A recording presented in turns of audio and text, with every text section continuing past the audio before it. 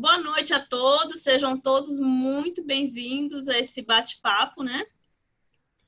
Para a gente falar de um assunto tão caro para a nossa advocacia, principalmente a nossa advocacia criminal, que cada dia tem sido criminalizada, né? Meu nome é Karen Garcia, é um prazer tê-los todos aqui, uma alegria. Fui convidada pelo Dr. Fernando Parente, nosso presidente aqui da Abracrim Brasília, para mediar esse nosso bate-papo. E sou procuradora da Abracrim DF. E a gente trouxe esses 3 ilustres convidados para conversar um pouquinho com a gente sobre o tema prerrogativas e esse projeto de lei 3771, né, que fala sobre a nulidade aí das provas em caso de violação das prerrogativas.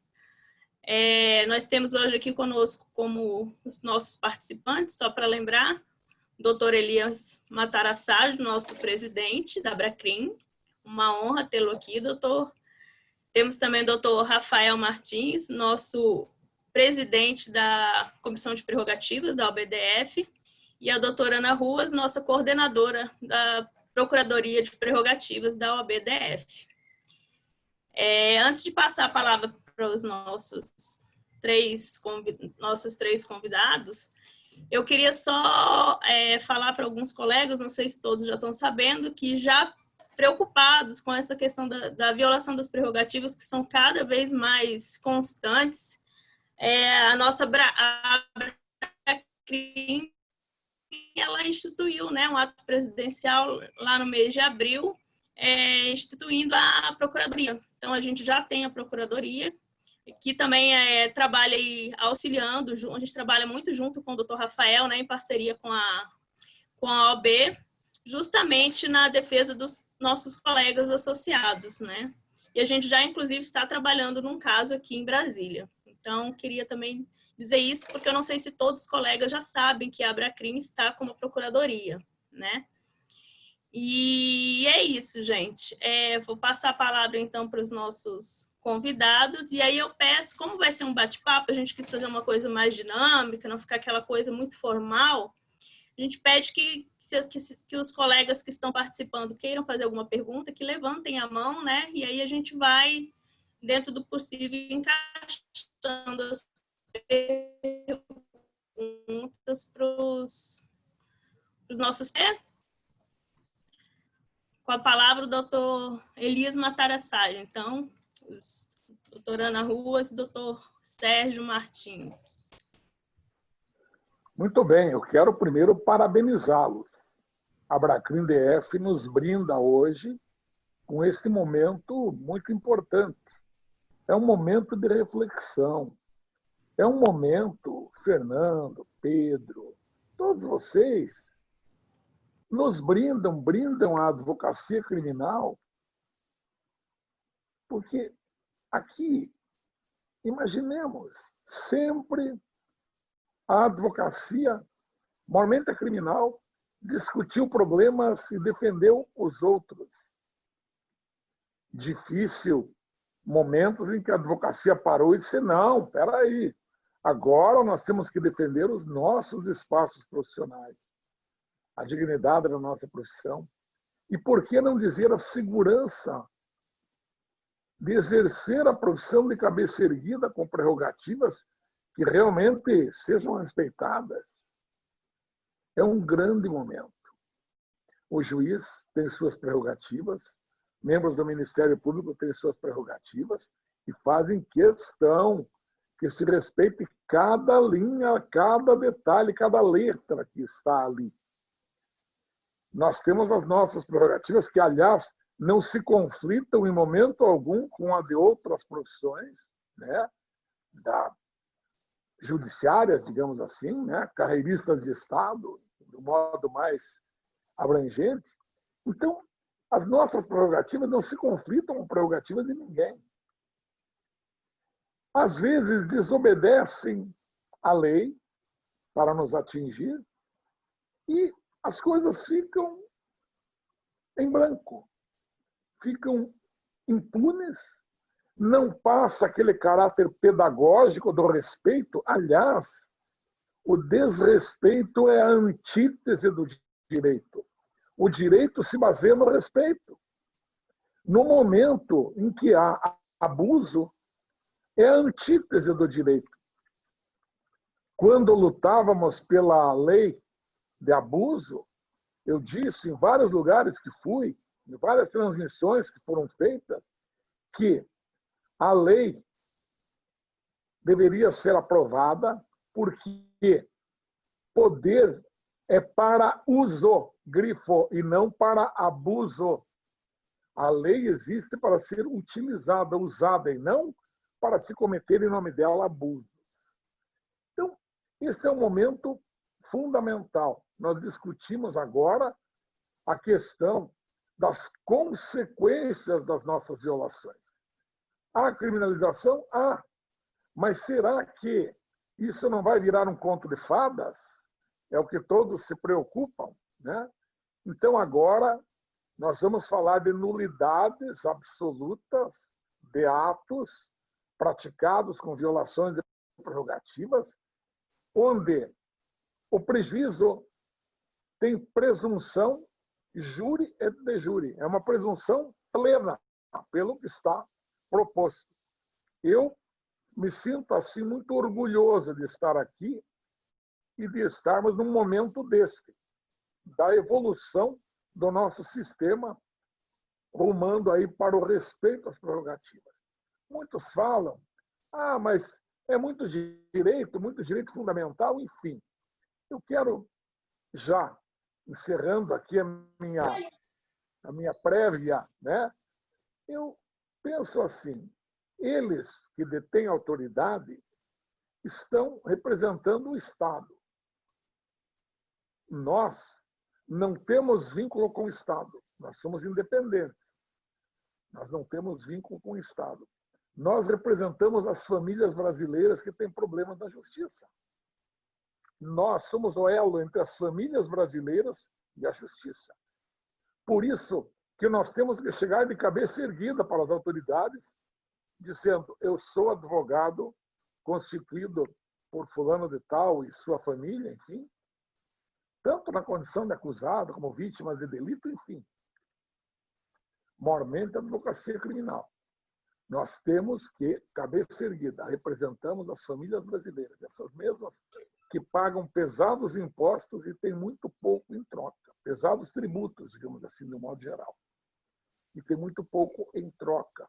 E o respeito, como disse, o desrespeito é a antítese do direito. Então, para exercermos a nossa profissão, mormente na área criminal, parece simples. Precisamos de resposta de 2 perguntas apenas. Chegamos para as autoridades que investigam, enfim, e nós precisamos saber a primeira resposta. Qual a acusação? Número 1. Esta primeira pergunta é fundamental.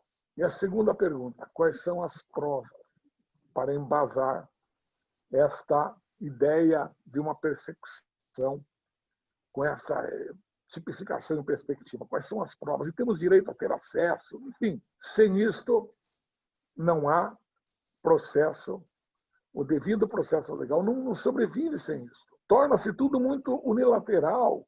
Fala-se em paridade de armas, mas, na verdade, é uma covardia institucional que se pratica contra o cidadão.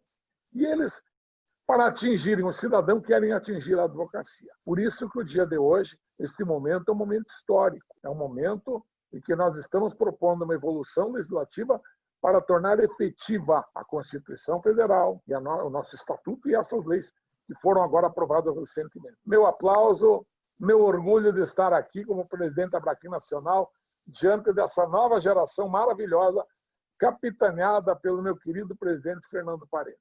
Muito obrigada, doutor Elias, pelas palavras. Doutor Rafael, doutora Ana. Boa noite a todos. Acho que eu vou deixar a doutora Ana falar primeiro, né? Uma questão de deferência. Fique à vontade. A palavra é de vocês. Começar abrindo os trabalhos é o doutor Rafael. O presidente é ele, eu sou só a procuradora. Então tá bom, fiz um ato de cavalheirismo já. Todos testemunharam.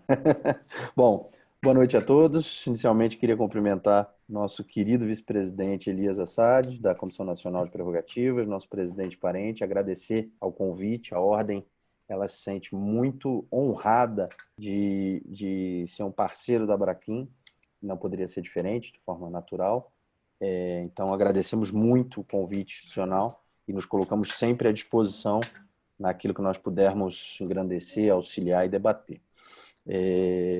Seguindo na reflexão que o Dr. Elias colocou, como presidente da Comissão de Prerrogativas da OABDF, nesse pouco mais de um ano que eu estou à frente da comissão, eu venho percebendo que o tema é muito mais complexo do que se imagina de quem está fora do sistema de defesa e valorização das prerrogativas. O primeiro grande desafio que a OAB, e não diferentemente a Abracrim, tem dentro desse contexto, é cientificar a advocacia dos seus direitos. Esse é um desafio enorme para que a advocacia tenha a exata dimensão de quão largo é o arcabouço de proteção às prerrogativas profissionais do advogado e o quão importante é a defesa própria das nossas prerrogativas. Esse é o primeiro passo para um sistema de absoluta valorização das nossas prerrogativas. E há tempos atrás, muito comemoramos a aprovação da legislação de abuso de autoridade que criminaliza a violação de determinadas prerrogativas. Eu sempre faço questão de colocar isso em perspectiva bem objetiva, porque, infelizmente, alguns ainda insistem em crer que a criminalização se deu em larga escala, e não foi exatamente isso que aconteceu. É importante que isso também fique claro, mas quando da aprovação e entrada em vigor da lei de abuso de autoridade que criminalizou a violação de algumas prerrogativas, evidentemente, muito comemoramos, porque de fato foi uma conquista extremamente relevante da advocacia, mas, de uma certa forma, também algumas preocupações se revelaram. A primeira delas diz respeito ao quão criteriosa é a exigência legal para a configuração desse abuso de autoridade. Se, de um lado, nós temos um instrumento para coibir a prática da violação, por outro lado, esse instrumento ele se mostrou extremamente restritivo. Então, não é em todas as circunstâncias em que a própria violação daquelas prerrogativas disciplinadas em lei, na lei de abuso de autoridade, se caracterizam de fato como uma conduta criminosa. E isso, de uma certa forma, manteve a defesa das prerrogativas órfã de um instrumento efetivo de defesa. Eu costumo dizer sempre que o brasileiro ele tem que ter a sensação de efetividade. É uma característica da nossa sociedade, né? A lei ela tem que ser efetiva, ela tem que trazer uma sensação de efetividade.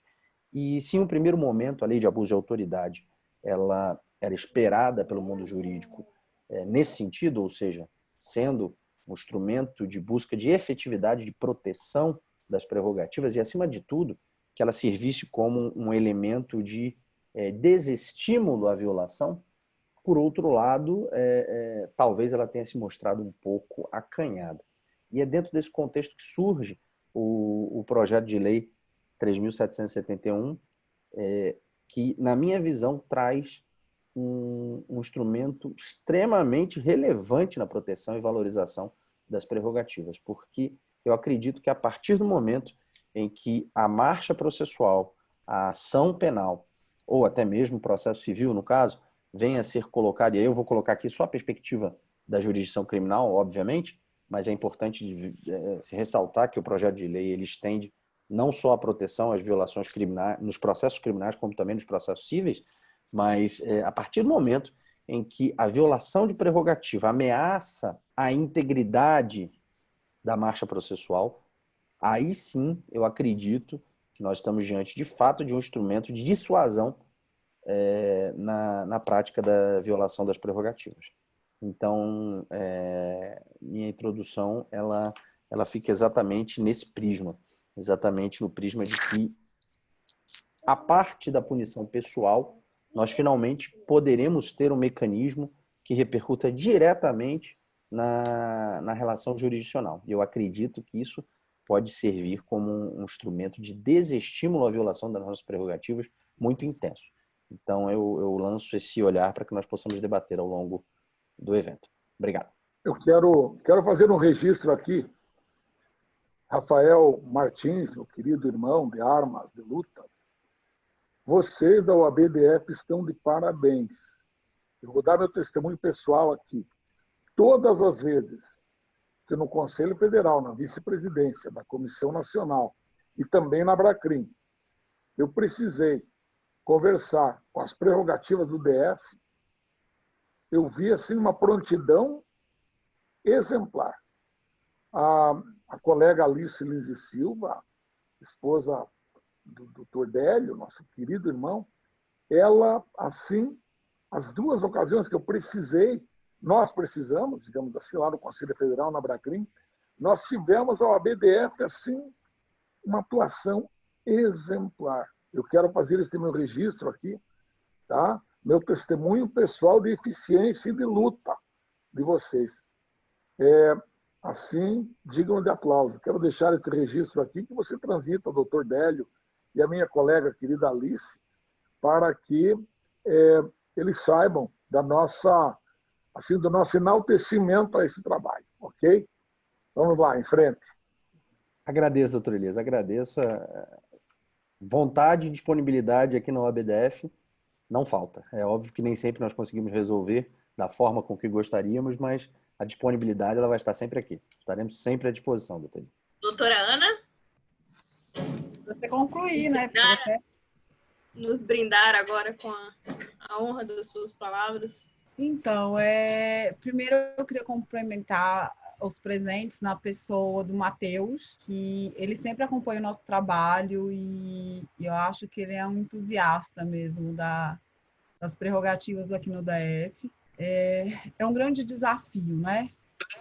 De longe, o nosso trabalho parece enxugar gelo, eu falo isso às vezes por Rafa. É uma luta constante para se fazer valer aquilo que está escrito, né? Não é tão simples. Não é porque está lá no nosso estatuto que a gente vai conseguir efetivamente colocar em prática. Eu tenho dito em todos os momentos que é possível que a prerrogativa ela não é um direito do advogado, é uma garantia constitucional à cidadania. E muito se perde nisso, não é? A violação da prerrogativa, em que pese ela já estar disciplinada, ela não é observada da forma como ela deveria. Olham para a gente e acham que a gente é mimado, né? O legislador mimou os advogados com direitos especiais. E não é assim, né? Então, eu tenho dito, e Rafa também tem dito muito isso, que o defensor da prerrogativa somos nós, cada um de nós advogados. A gente não pode esperar que uma instituição, que a Ordem, ou que a Abracrim, ou qualquer outra associação faça isso quando nós não fazemos. Então, é extremamente importante que essa busca incessante pelo direito parta inicialmente pelo próprio advogado. Eu tenho me preocupado muito com isso nos últimos tempos. Eu percebo que a advocacia vem crescendo de forma acelerada e que a gente vem buscando cada vez menos respaldos jurídicos para a nossa atuação. Cada vez mais a gente percebe profissionais de ambos os lados despreparados. A lei de abuso de autoridade, como o Rafa bem colocou, ela não tem aplicabilidade hoje, é muito difícil você conseguir aplicar. É uma lei hoje, como que a gente aplica? Como que eu consigo fazer a aplicação dela? Rafa, já tem um ano, né? Agora em setembro, completa um ano, a gente ainda não conseguiu aqui no DF fazer a aplicação efetiva da lei. Em que pese em vários momentos a gente conseguir ver que a gente está muito próximo da aplicação, mas quando a gente vai escrever, a gente descobre que não tem como aplicar. Então, o projeto de lei ele é muito interessante, porque ele traz mais uma ferramenta, né, para que a gente faça a efetivação da violação de prerrogativa. Só que tem uma preocupação que eu acabei não tendo tempo de discutir com o Rafa hoje sobre isso, mas eu vou falar, e acho que também deve ser a preocupação do Rafa, o que tem acontecido na prática? Está tudo escrito, mas nada aplicável. E a gente precisa fazer com que seja aplicado. Então, o projeto de lei tem que sair de uma forma redonda para que a gente consiga lá na frente aplicar efetivamente. Hoje, a credibilidade das instituições que defendem a advocacia, seja ela uma associação, de advogados, seja ela a OAB, ela vem perdendo força frente às instituições públicas exatamente por causa disso. Nós não temos a aplicabilidade, então a gente não consegue fazer, a gente grita, mas não consegue fazer. A advocacia precisa se unir. Eu tive em audiência na segunda-feira passada, o promotor de justiça humilhou a advogada no meio da audiência, uma audiência com mais ou menos 25 advogados, todos se calaram, a não ser eu. Todos os outros ficaram calados na audiência. Todos viram a exposição do advogado. Quando eu questionei a postura do promotor, os 3 promotores se levantaram contra mim. Inclusive, o juiz se levantou contra mim. E aí eu falei para os advogados, eu falei para a bancada inteira que estava lá presencialmente, eu falei, é por isso que nós não nos respeitamos mais. Porque nenhum de vocês... Eu era a única mulher que estava falando. Eu falei, cadê os homens daqui que não falaram? Todos se calaram. Todos. A advocacia não é unida. Ao contrário da magistratura, ao contrário dos membros do Ministério Público, eles estão sempre unidos. O chamamento que nós precisamos fazer à advocacia nacional é essa. É momento de união, porque senão o descrédito dos nossos atos cada vez vão ser maiores. Precisamos nos unir com uma só voz. Não adianta eu achar uma coisa e pregar ela, mas eu não conseguir fazer a aplicação. Quando terminou a audiência, o serventuário me perguntou, doutora Ana, você não tem medo de fazer isso? Eu falei assim, se eu tiver medo de defender o meu direito, como que eu vou defender o direito do meu cliente? Então, é essa postura que a gente precisa adotar para que a gente consiga criar respeito. Novamente, a advocacia, a OAB, a Abracrim, ela só vai ser respeitada depois que cada um de nós, advogados, conseguimos respeitar os nossos direitos e enfrentar qualquer autoridade em nome desses direitos. Eu acho que vai fazer mais. Pegando o gancho que a Ana colocou, de fato, nesse 1 ano à frente da comissão, por mais que nós tenhamos tentado utilizar o instrumento legal da lei de abuso de autoridade várias vezes, eu me recordo em uma circunstância, bem objetiva, uma circunstância onde a ameaça de uso da lei surtiu um efeito. Foi uma única circunstância, um caso em que um advogado foi preso em flagrância delitiva. Tá? Era uma sexta-feira à noite, ossos do ofício, né, doutor Elias? Sexta-feira, eram umas 8h30 da noite, recebo uma ligação de um advogado que tinha acabado de receber voz de prisão de um juiz numa audiência de instrução, porque, segundo o juiz, ele teria orientado a testemunha a mentir sobre um determinado aspecto no depoimento. Saio eu correndo para a audiência.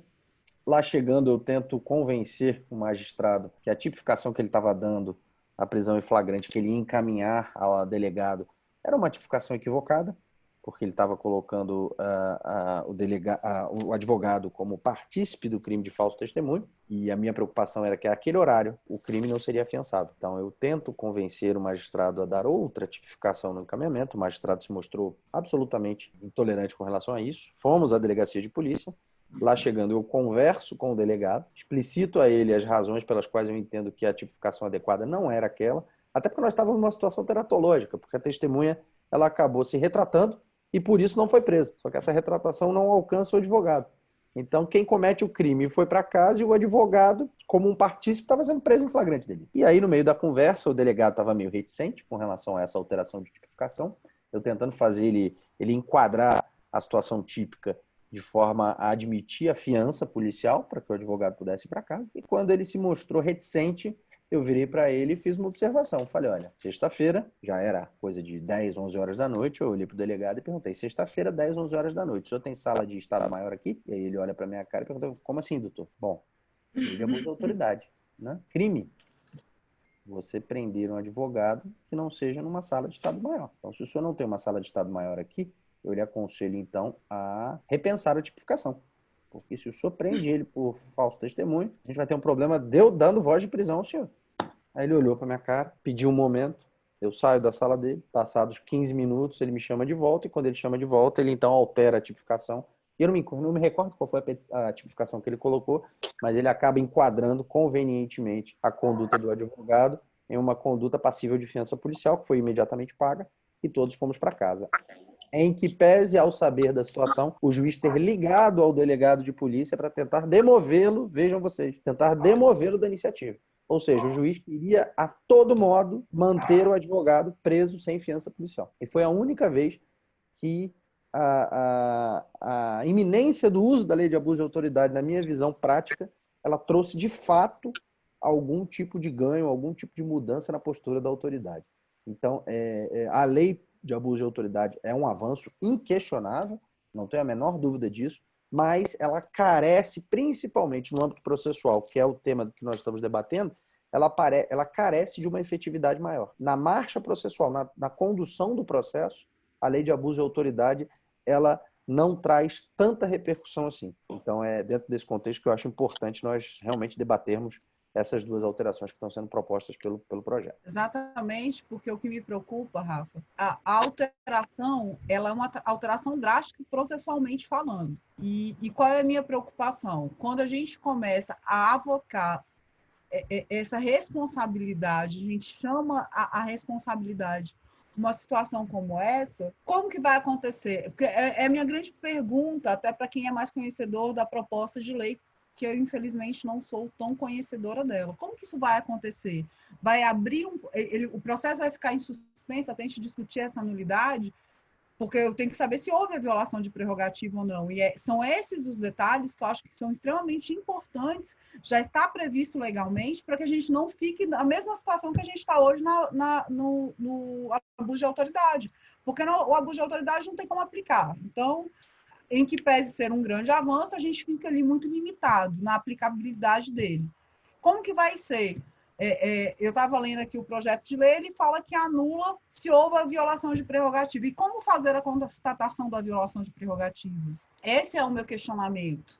Porque se eu simplesmente falo houve a violação de prerrogativas e invoco isso processualmente para trazer a nulidade dentro dos autos, será que isso juridicamente vai estar correto? Né? Eu acho que a gente vai esbarrar aí num princípio da legalidade constitucional. Então, eu acho que a gente precisa discutir mais esses detalhes, até para que a lei não seja aprovada como foi a de abuso de autoridade. Eu achei o projeto um tanto quanto ambicioso. E Também. digo isso por dois motivos. O primeiro é pela coragem de tocar na ferida, né? De fato trazer uma repercussão processual prática pela violação em si. Porque a grande verdade é que, como já foi bem colocado, como a prerrogativa é uma garantia do cidadão e não do advogado, essa é a lógica prática, né? Ela existe não para que nós nos beneficiemos, mas para que o cidadão, o jurisdicionado, possa exercer com amplitude constitucionalmente consagrado o seu direito de defesa. A partir do momento em que a violação de prerrogativa ela vai trazer uma repercussão no processo, isso de fato gera uma proteção muito adequada ao jurisdicionado. Agora, na minha concepção, a maior, deixa eu usar uma palavra aqui adequada, a maior coragem do projeto, na minha visão, ela não está na previsão da nulidade do processo em decorrência da violação da prerrogativa por si só.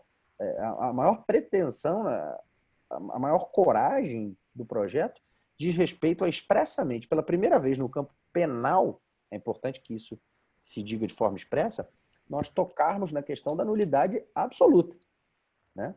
A nossa legislação processual penal, ela regulamenta a divisão, a distinção entre nulidades relativas e nulidades absolutas de forma muito implícita, né?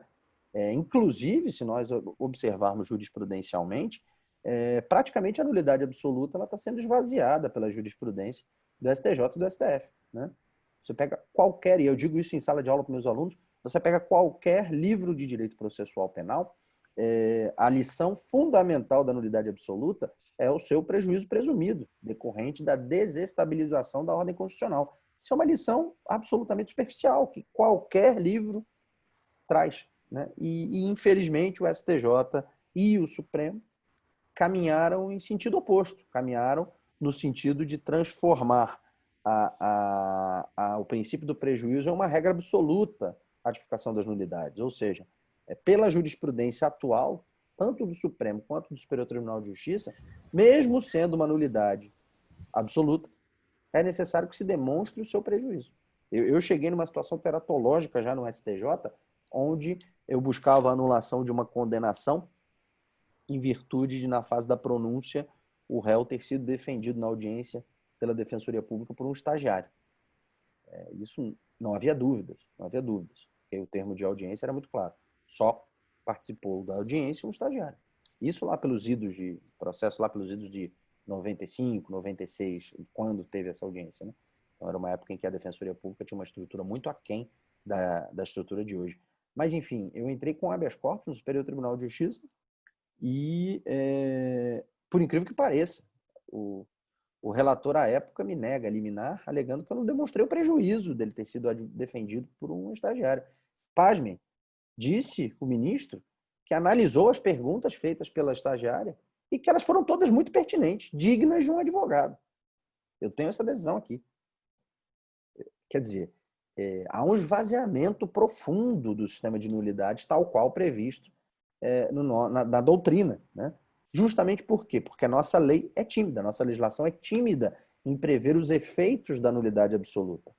Então, eu acredito que a maior coragem desse projeto, o ponto que denota o maior avanço, diz respeito em, pela primeira vez, o nosso ordenamento jurídico, obviamente, se o projeto for aprovado, ele vai, de fato, incorporar a ideia do prejuízo presumido.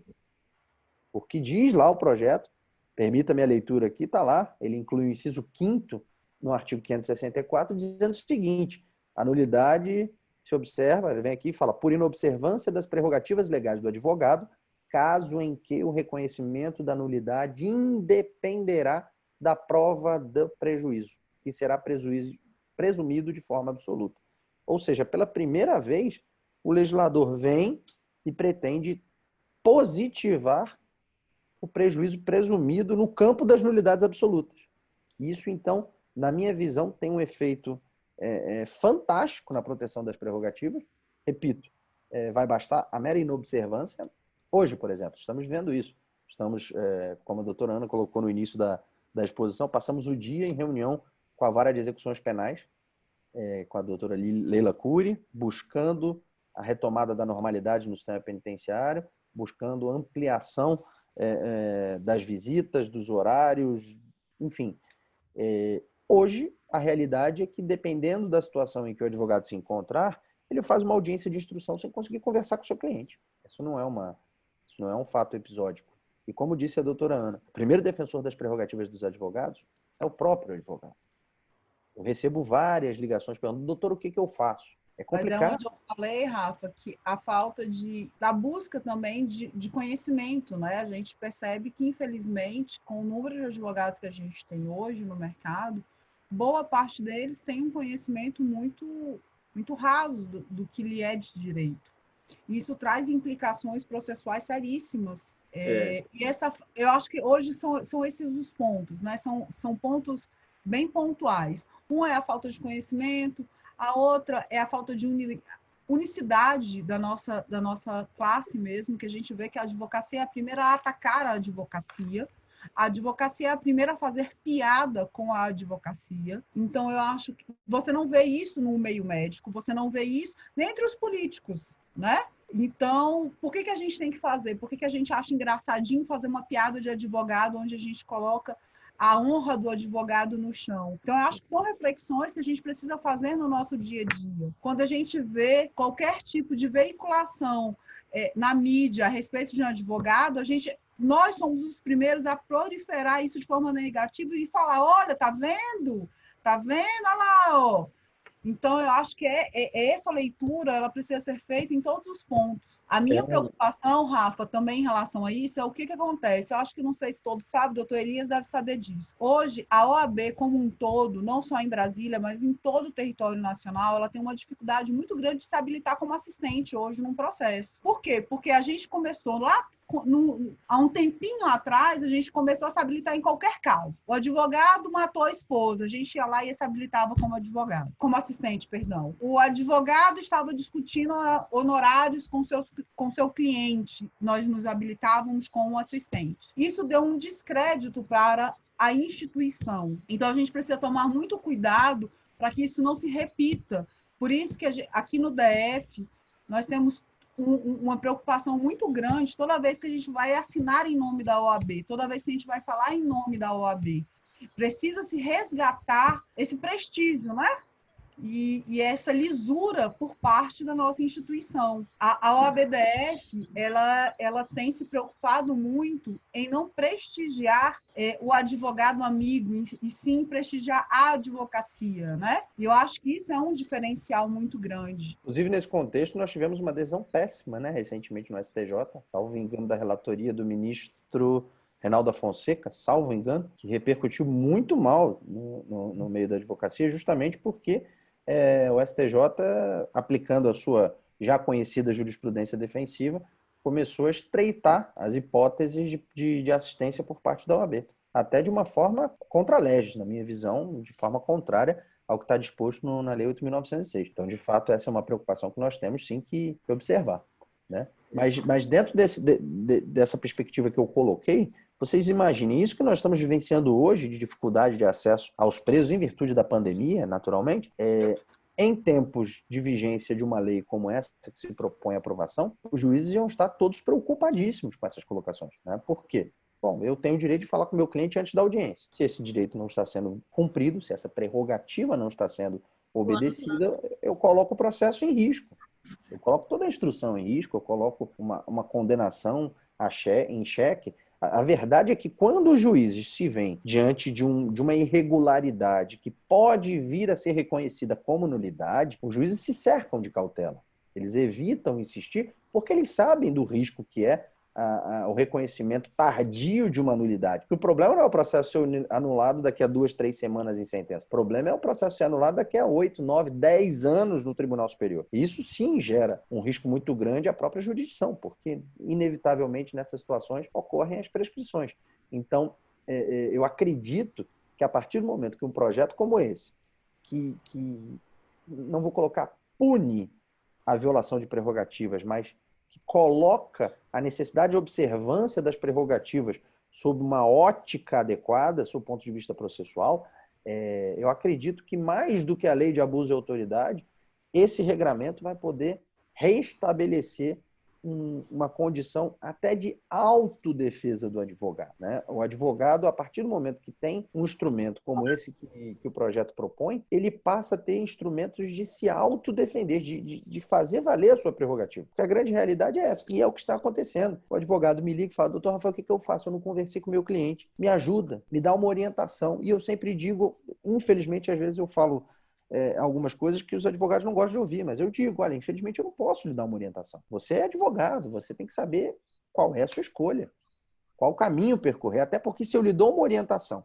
e essa orientação ela lhe traz um revés, depois você vai dizer que a culpa é da ordem. Você vai apontar o dedo para a ordem e dizer: não, mas foi o presidente da Comissão de Prerrogativas que me disse para fazer isso ou aquilo. Então você é advogado, você sabe os instrumentos que você tem. Você sabe que você tem a opção, por exemplo, de abandonar a sala de audiência. Abre a audiência e diz: não tive contato com o meu cliente, então estou saindo, estou abandonando a audiência porque eu não tenho como exercer o direito de defesa desse jeito.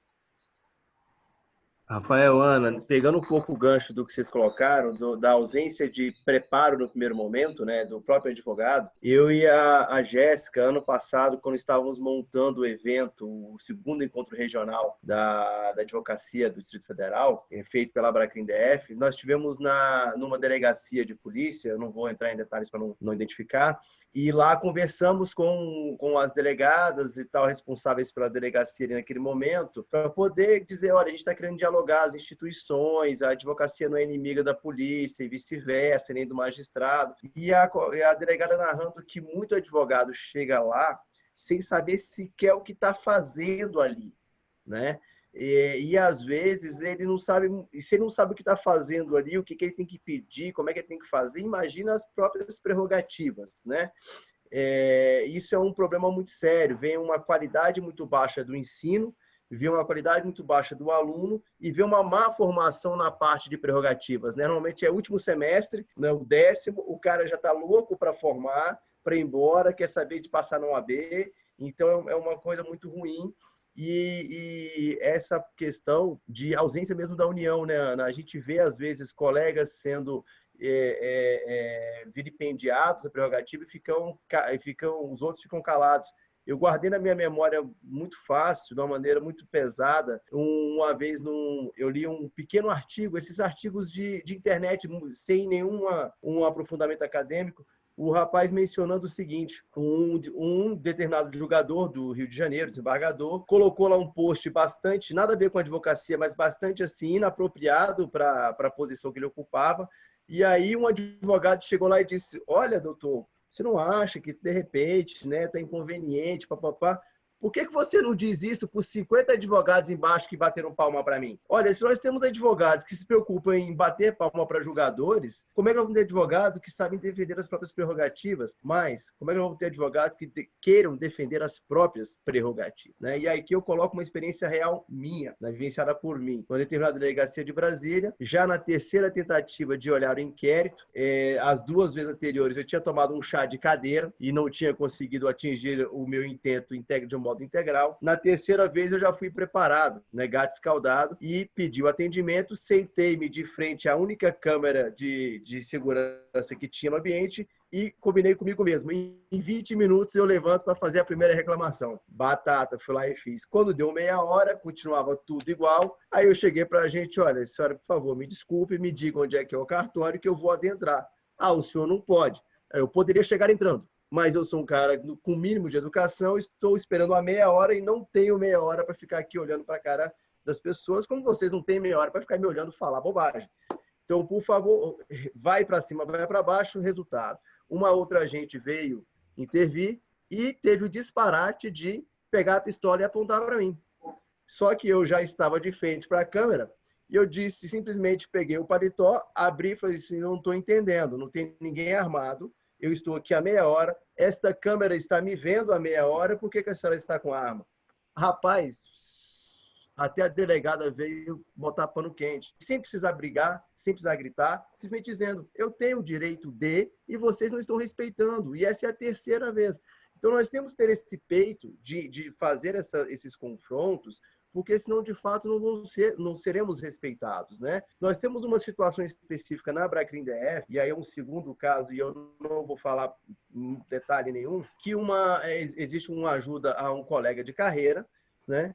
Que no exercício da sua profissão está sendo confundido aí com o cliente, a atitude imputada ao cliente, e teve as suas prerrogativas de quando investigado, violadas, né? Atacadas aí, a pessoa agora está sendo colocada no banco dos réus junto com o cliente, como se fosse partícipe da conduta criminosa do cliente, e nesse caminho chegou-se a uma ideia, para chegar a essa conclusão, houve violação das prerrogativas do advogado enquanto investigado. Olha, se a conclusão que tivemos na Procuradoria nós precisamos responder a isso, né?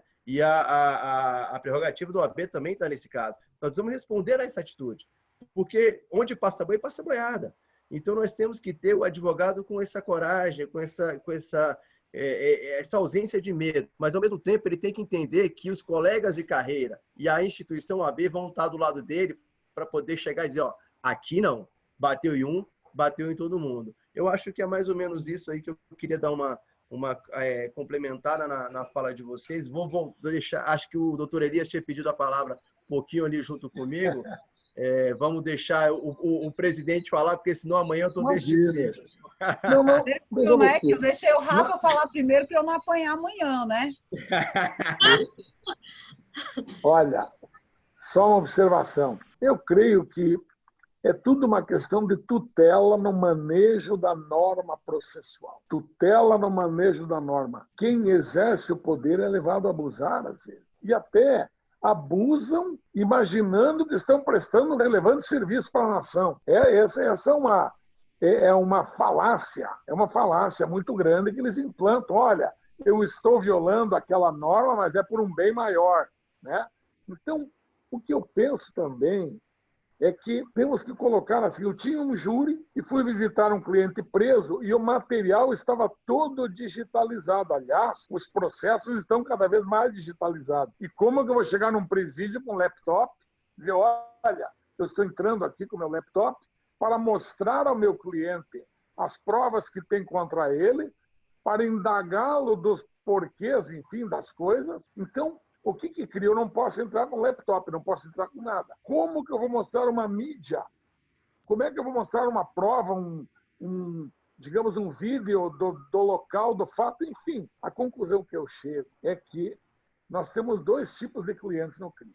Os que respondem em liberdade e os que respondem aprisionados. Por idênticos que sejam os delitos imputados, nós vamos ter duas situações. O que responde em liberdade pode ir no nosso escritório, pode sentar conosco, analisar prova por prova, fazer relatórios, enfim, ele será melhor defendido. Nós vamos ter pessoas que serão melhores defendidas e aquelas que não serão tão bem defendidas porque não lhe dão acesso nem ao advogado, nem a conteúdo probatório, nem nada. Então, isto me parece que devemos sempre bater forte nessa questão da disparidade. Aí, outra coisa que agora eu fizemos, e o presidente Fernando Parente acompanhou, no Amapá, em Macapá, aparece um locutor lá, um apresentador de programa de TV, fala horrores da advocacia, mente, fala aí uma série de problemas aí, impingindo aí a advocacia, enfim,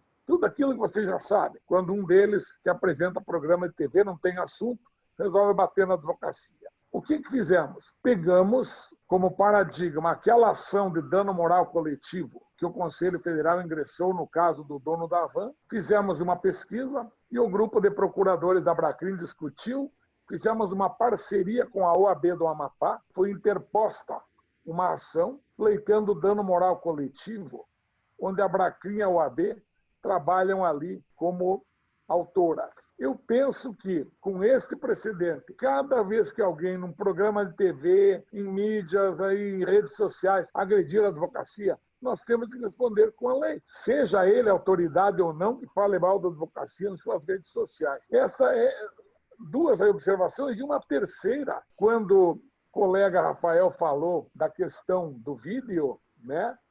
Veja só, nós deveríamos gravar todos os ambientes onde estivéssemos, como se tivéssemos uma câmera em nosso botão aqui, da camisa, da beca, enfim, a gravação de todos os lugares onde formos como advogado, porque são provas irrebatíveis, né, de violações. Toda autoridade falou em vídeo, falou em gravação, pronto, ela imediatamente recua, por quê? Ela sabe que vai ser avaliada pela sua palavra, pelas suas atitudes. Então, a questão da gravação é de fundamental importância. Vou deixar aí a palavra para, né, os demais debatedores, que senão a gente monopoliza o debate e não é intenção. Tem um outro ponto que tem chamado muita atenção aqui no DF. Quem está acostumado com o presídio federal sabe que a maioria dos presos que lá se encontram estão dentro do regime RDD. No DF, nós só temos 2 pessoas em RDD. Só que uma decisão recente da doutora Leila diz que a pessoa privada de liberdade será acompanhada durante a sua entrevista com o seu advogado de um policial, que eu acho que é pior do que gravar, né? Gravar, pelo menos está gravado, a pessoa privada de liberdade, a gente sabe que do lado da autoridade lá que faz a restrição da liberdade dela, ela tem uma série de limitações na hora de falar, ela tem medo. E cadê o meu direito de defesa?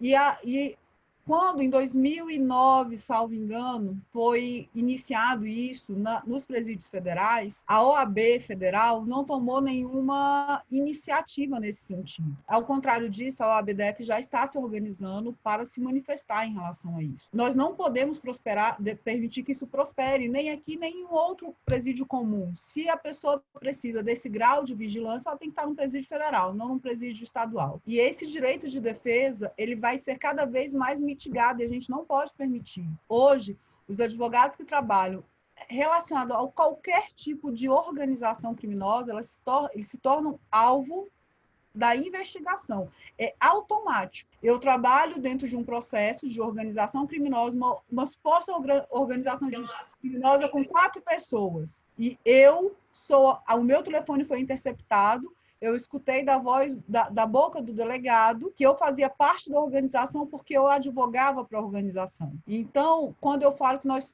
temos que ser os primeiros defensores da nossa prerrogativa, são por questões como essa. Só que, a partir do momento que a gente permite uma intervenção estatal no mais íntimo da nossa advocacia, que é essa intimidade, esse momento de entrevista com o nosso cliente, eu acho que daí para frente, a gente vai começar a mitigar todos os direitos de defesa. Eu acho que o Eduardo está no mesmo processo que eu.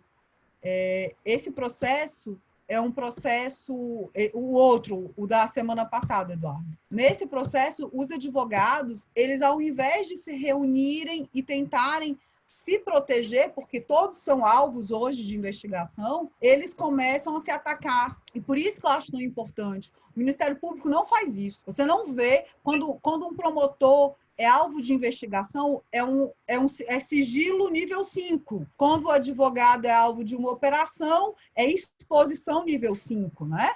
Então, eu acho que precisamos começar a perceber essas diferenças de postura institucional. Enquanto o Ministério Público está se defendendo, a magistratura está se defendendo, nós estamos expondo os nossos colegas. E a gente precisa mudar essa retórica para que a gente consiga se defender. Porque o que eu vejo, eu tenho acho que 9 anos que eu atuo à frente das prerrogativas. A cada ano que passa, a cada dia que passa, o que eu percebo é que o ataque ele se torna mais cirúrgico contra a advocacia. Então, só tem uma forma da gente se blindar, estarmos unidos. Rafa, você ia falar alguma coisa, eu te interrompi, desculpa. Não, essa questão que você levantou é importantíssima e ela está virando um verdadeiro modus operandi. Não são poucas as operações em que nós temos essa dinâmica, né? Recentemente nós tivemos um caso de uma operação grande no âmbito federal, em que o escritório de advocacia foi alvo de medidas cautelares de quebra de sigilo bancário, única e exclusivamente por causa do recebimento dos honorários. E detalhe, esse escritório ele já prestava serviços para o alvo há 11 anos, né, Rafa? Anos.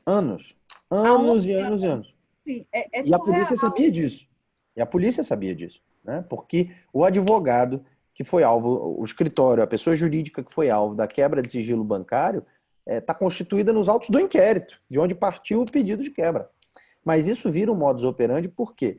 Porque essa é uma forma de você fragilizar o direito de defesa. A partir do momento que uma operação estoura e que o cliente é alvo da operação e o advogado que defende esse cliente também é alvo da operação, você fragiliza o direito de defesa na medida que o advogado tem que se preocupar em defender os interesses do cliente e defender os seus próprios interesses. Então, isso está virando um modus operandi. Rafael, muito. Fragiliza não. Rafael, fragiliza não. Aniquila completamente. Desculpa interromper. Não, é isso aí. Nesse caso, parente, eu mantenho o fragiliza porque é um escritório grande, que tem uma estrutura muito grande, que tem condições de absorver esse impacto. Agora, dentro de 98% dos casos, 99% dos casos, a sua colocação é perfeita, aniquila. O cara não consegue mais pensar em defender o cliente porque ele tem que se preocupar em se defender. E aí a polícia judiciária acaba atingindo o seu objetivo, né? Que anula o direito de defesa. Aquela pessoa acaba ficando indefesa.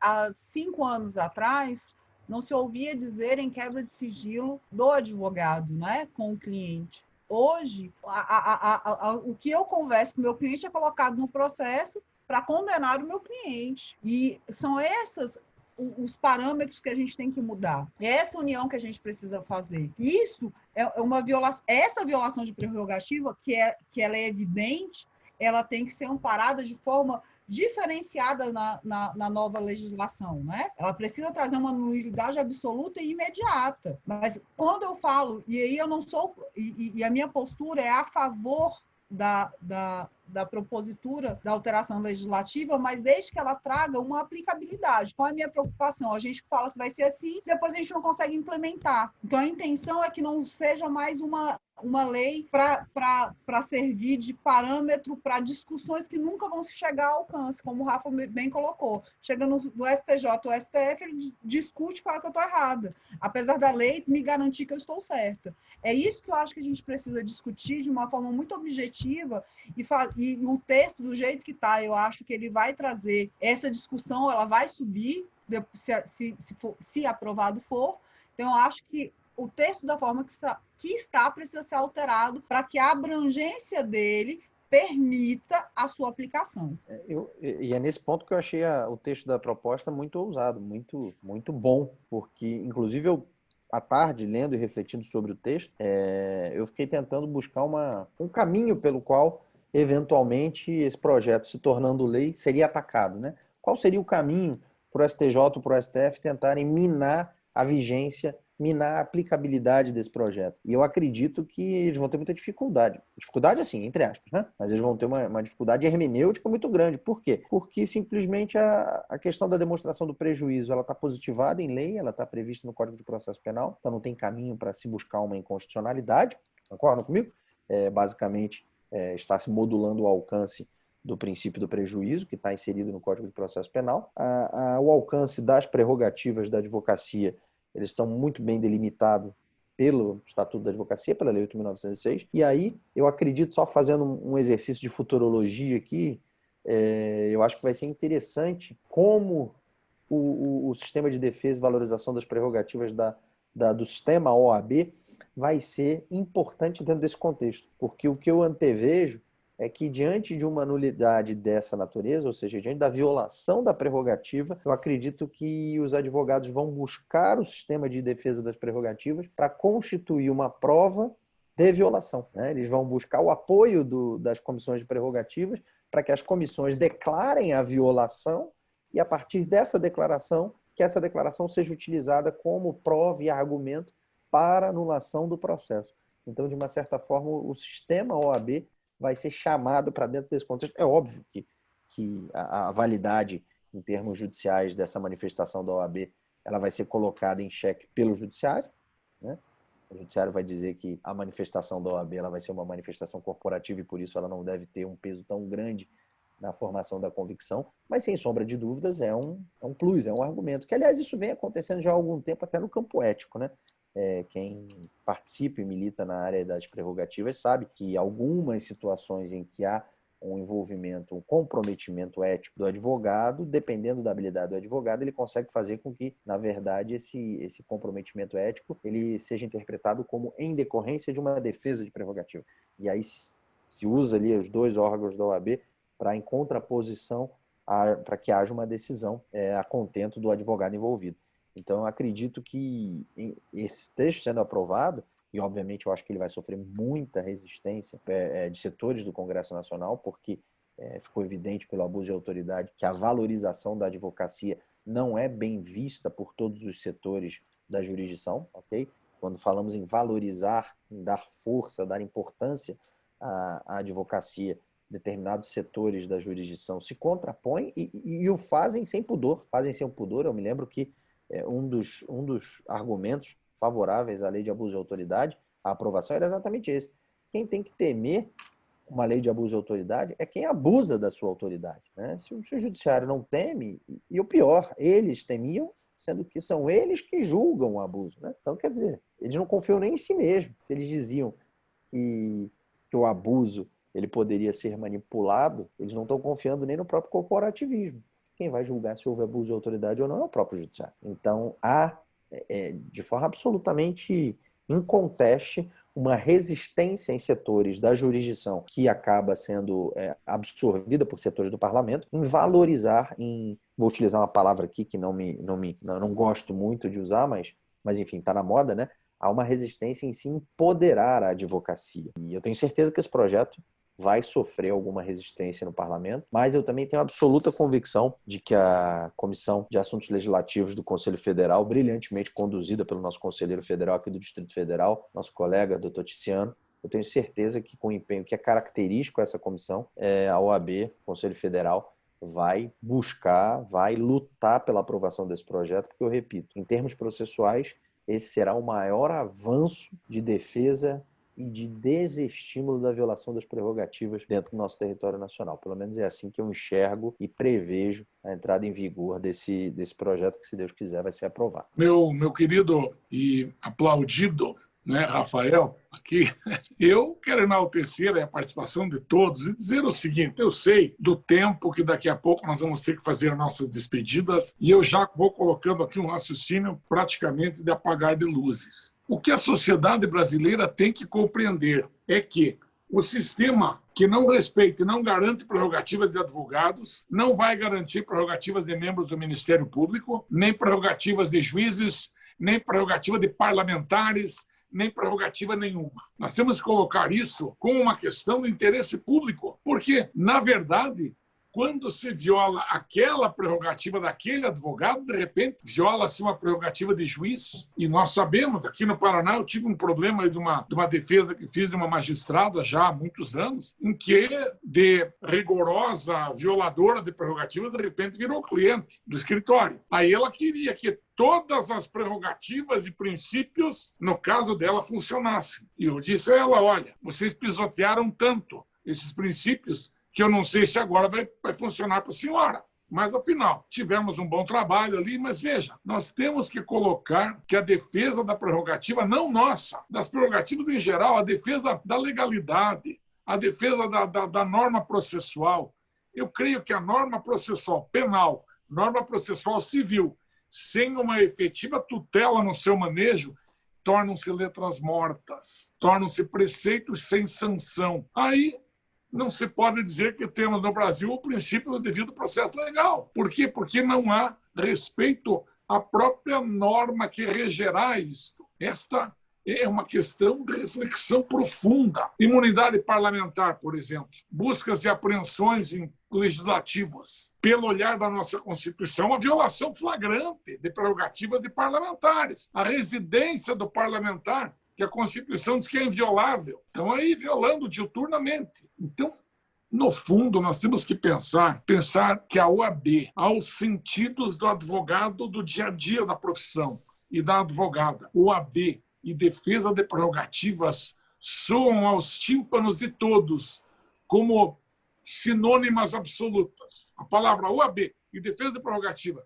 é como aquele soldado que na guerra ele vai avançando além da trincheira, vai ganhando terreno na certeza de que os seus colegas estão lá dando a cobertura devida. Então, a OAB é essa certeza que o advogado tem de que ela virá em seu socorro no momento adequado. Então, claro, bastam meros, digamos assim, desagravos públicos? Não. Tem que ter o desagravo e a responsabilização de quem violou a prerrogativa do advogado. Isto tem que ser automático. É claro, o desagravo faz bem para a alma do ofendido, mas a autoridade que violou.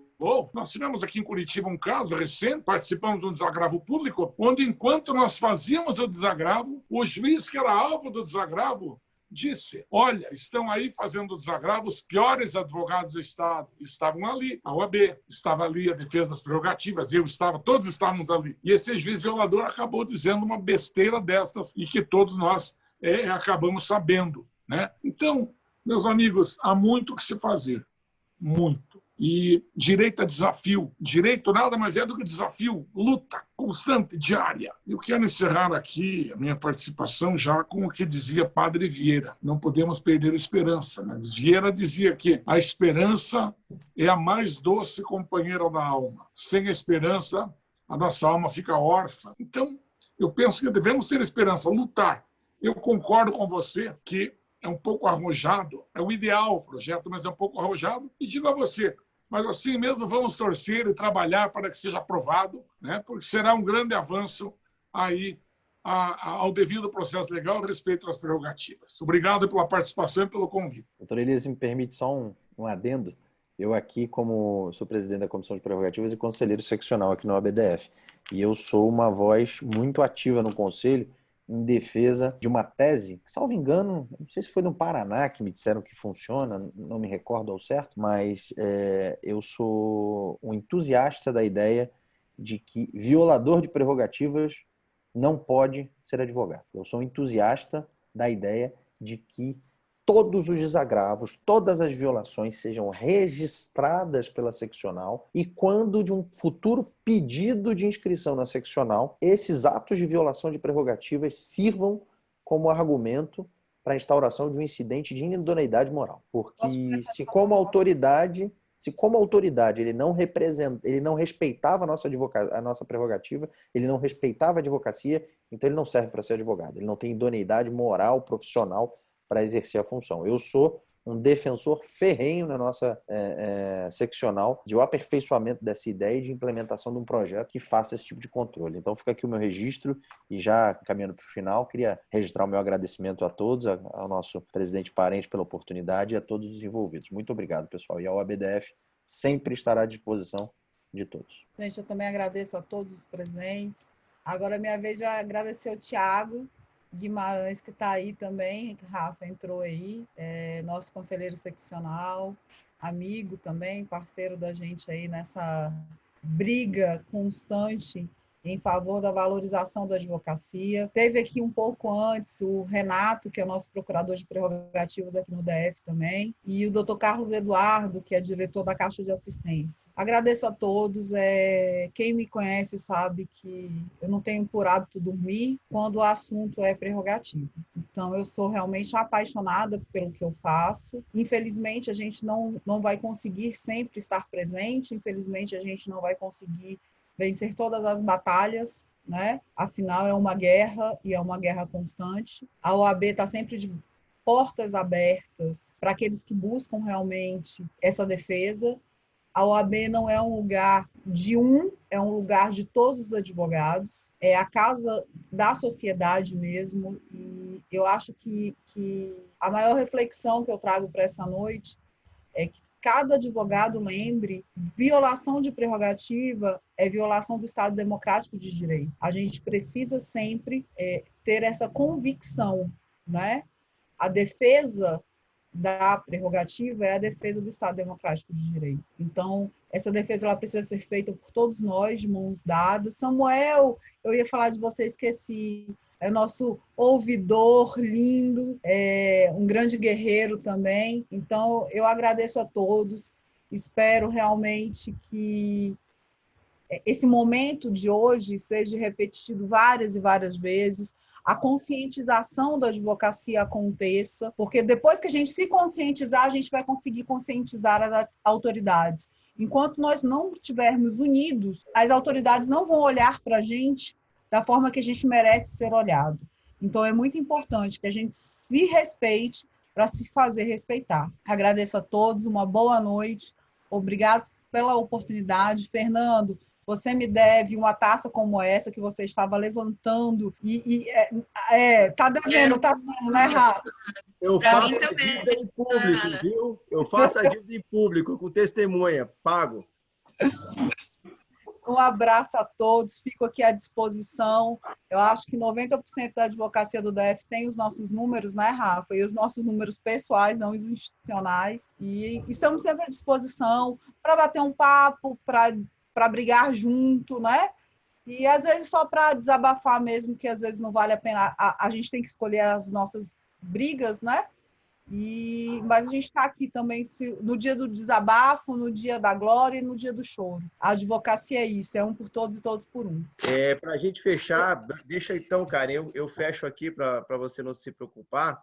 Para fechar, gente, agradeço aí ao doutor Elias, ao doutor Rafael Martins e à doutora Ana Ruas, com quem já troquei palavras no passado, ela nem sabe que já me socorreu, eu deixei para falar no final. Grato aí pela disponibilidade do tempo de vocês, ao pessoal que veio aqui compartilhar conosco esse momento. E encerro com uma palavra, também a Karen, né, nossa procuradora, representante da Procuradoria da Bracrim DF, encerro com uma frase de um amigo que é aliado a um raciocínio muito grande, um raciocínio meu, que é: o primeiro defensor de prerrogativa do advogado é o próprio advogado. Não é a Comissão de Prerrogativas do OAB, não é a Procuradoria da Bracrim ou de qualquer associação de advogado que se faça. É o próprio advogado. Ele, quando se dá o respeito, ele, quando se porta com urbanidade, ele, quando conhece as prerrogativas, ele, quando conhece o processo, ele, quando conhece a legislação aplicada ao processo, ele se dá por defensor das prerrogativas, por defensor dos direitos do cliente dele. Passa muito mais por isso do que simplesmente tocar o telefone para o Rafael ou para a Ana: doutor, me socorre que eu não sei o que eu faço. Quando o advogado se coloca em posição de respeito, a autoridade pensa 300 vezes antes de partir para cima e violar.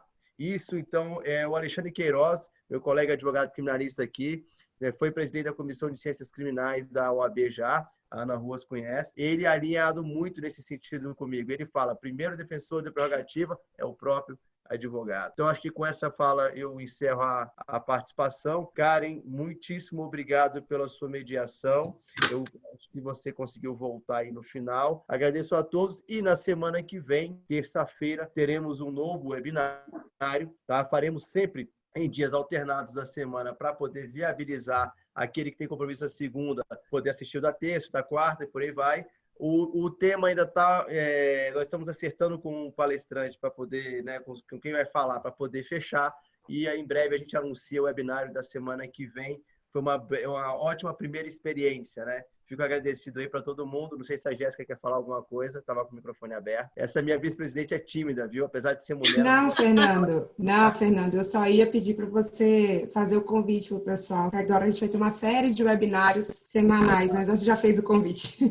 Tá bom. É isso, gente. Muito obrigado, viu? Obrigada, gente. Boa noite a todos. Tchau, tchau.